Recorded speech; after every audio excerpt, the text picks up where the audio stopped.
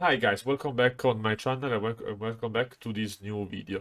It's almost 1 month that Grey Bones has been released and people are starting to have a clear idea of what the deck should be and what are the ratios inside the deck. So today I want to share with you what are the two cards hand that we can use to outvalue our opponents in order to have a good block and still have a good turn with a high value play. But before to go deeper inside these combos, intro, and see you later.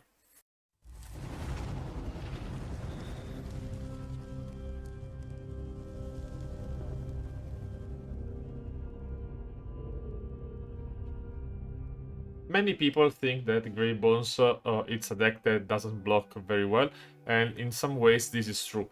Still, I think that Grey Bones can block effectively if the player know how to make high value plays with two card hands. In this way, we can block, still have a good turn with an ally and probably a swing from the same ally or another one. So today I want to share with you what are the main combo that we can do having two blue cards in hand. The first one is Call to the Grave and another blue card that in these slides is the Energy, just to have a bit of nostalgia about the Mistveil. So if we have Call to the Grave and Energy, we can use Call to the Grave, go to take Cham, and with Cham and death threats, we can put Cham in the battlefield and attack with Cham. In this way, we have with two cards, we have 10 value, 4 from the attack and 6 from the life of Chu. The second combo that we can do is with the Give No Quarter and a blue card, having Swabby or another ally in the graveyard. In this case, I want to show you the highest value possible. So with Give No Quarter and a blue card, we can play Give No Quarter, play Swabby for free from the graveyard, and then we can pitch the blue card or the yellow card if you want, in order to swing with Swabby. During the turn, if we have the gold and we have that threats online, maybe we can also make the arsenal drawing with the gold. Then the third combo is with the chart the Isis. I think that this is the best combo we can have. I say combo, but it's just one card play. So we have Sobons in the graveyard, we play Chart to the Seas, we hit a blue card on the top or in the two cards that we look, and we can play Sobons and make the attack with Sobon just playing Chart the Isis. This is a very powerful play. If we can hit the blue card and the yellow card on the same time, we can go even wider.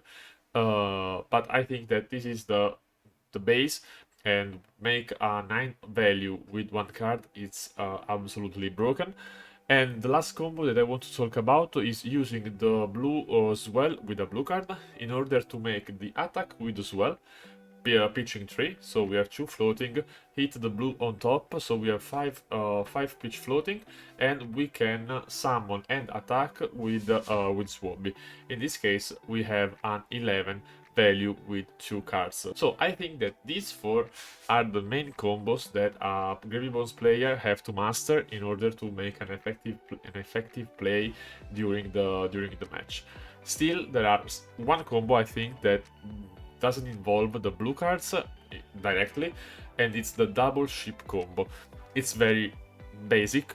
We have the Conqueror of the Isis in the arsenal, or we can have, even in hands, but the most powerful combo is when we have it in arsenal.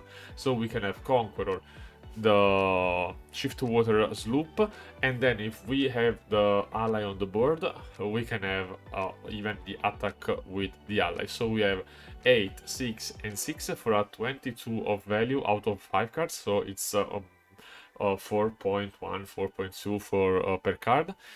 If the opponent doesn't give us the ally in our turns, we can just have the Conqueror and the Swift Boot, in order to have 14 of value out of 4 cards. So in this case, we can even block with 1 card during the opponent turn if we need to, or we can just have the arsenal for the next turn.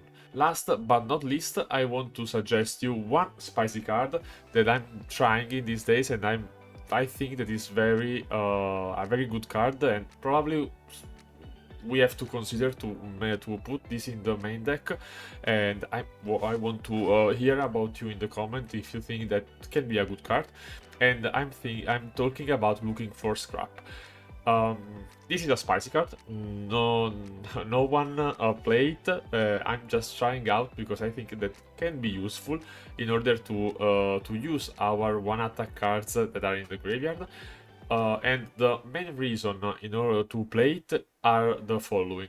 First, we can play for free with death threats. So if we have gold, we can activate Grave Bones, we can put in the graveyard our ally, draw a card, and then we can use the death threats to take the pitch in order to play Looking for Scrap for free. So it's a 5, go again, cost 0. So it's absolutely powerful. We can use blue golden tipple and the blue swell in order to pay for the additional cost, if we want to call it this way. And still it's an aggro card, so we can bait some cards from the opponent's hands. For example, we can start with the Looking for Scrap, 5 go again, and the opponent have to consider if give us a card or take 5 damage.